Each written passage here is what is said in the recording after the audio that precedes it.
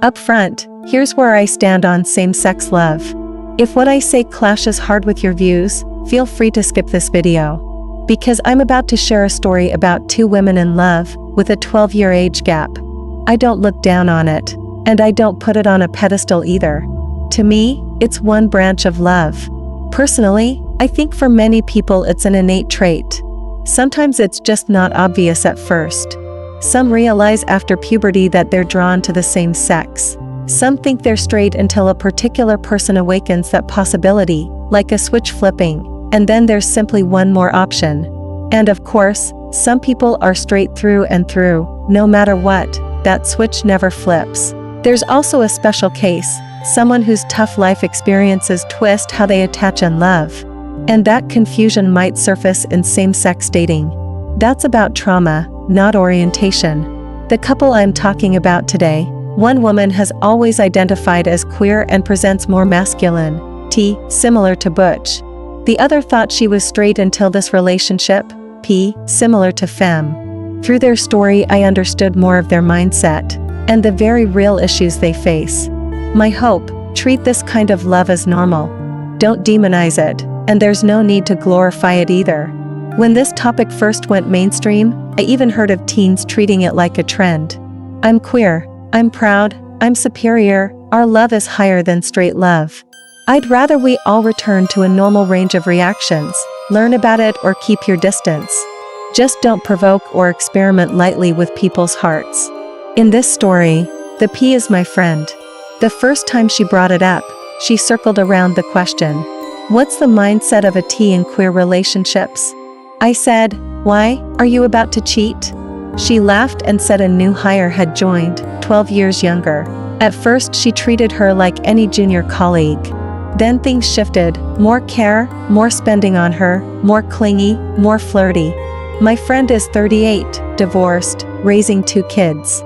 Life and work fill every hour, and any spare time goes to the kids. It's been a long time since anyone treated her like a woman to be cherished. Over time she felt a surge of energy from this younger woman. Tender, attentive, all in love, like being back in school, pure and sweet. It was exactly what she'd been missing. She asked me, how do I know if I'm bi? And if I date a woman, what problems usually come up? I said, there's a simple test. Imagine kissing her, and going further than a friendly hug. Do you feel physically repulsed or not? If not, you might be somewhere on the bi spectrum. As for problems, I added, here's what my queer friends share. Will society accept me? Will people around me exclude or judge me? That thorn has been there since childhood for many. Yes, things are more inclusive now than a decade ago. But back then, just mentioning it could freeze a room. Even making regular friends required caution. Until trust ran deep, most wouldn't come out. There's also the awkward bit, you're not into someone, yet they avoid you. As if you'd hit on everyone. It's funny and frustrating. Emotionally, the toughest part is when someone isn't truly queer. They're just curious and want to try. After a while they say, sorry, I can't do this, or this isn't what I imagined. Or you're great, but I'm not actually into women. Feelings get wasted, no one did wrong, but the hurt still lands. After swallowing that enough times, people grow defenses. So if she's courting you, she probably thought it through. After long, gentle testing, observing, and small gestures. Be careful. Don't treat it like a game or a dare. Not long after that chat, my friend said, we're official. She has a woman's sensitivity and a man's reliability, she said. She makes me genuinely happy. I congratulated her, but worried about the endgame. Beyond gender, there was another steep hill. The 12-year age gap. On TV, May-December love looks romantic. When you were born, I was not. When I was grown, you were already older. But in everyday life, differences in maturity and worldview can grind one person down. They made it not quite a year. 2 weeks ago she messaged me, she was seriously considering a breakup. When I asked why, the word she used most was immature. I thought she was emotionally mature. Turns out she's not. I thought she wouldn't act up like some girls. Turns out she does, a lot. She kept giving my friend little tests. Prove I matter to you. Prove I'm a priority. I can't believe how insecure she is, my friend said. Is every tea this insecure? Once or twice, fine, but daily? I still have a job and a life. It's like sparring with a kid all day. I said, when she pursued you, you called it romance, energy, pure love. Now romance feels like drama, energy like neediness, purity like immaturity.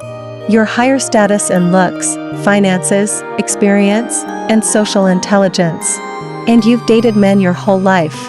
That gap, plus the uncertainty of dating someone who wasn't previously queer, is bound to make her anxious. When we feel outclassed, or uncertain about where we stand, we keep assigning proof quizzes.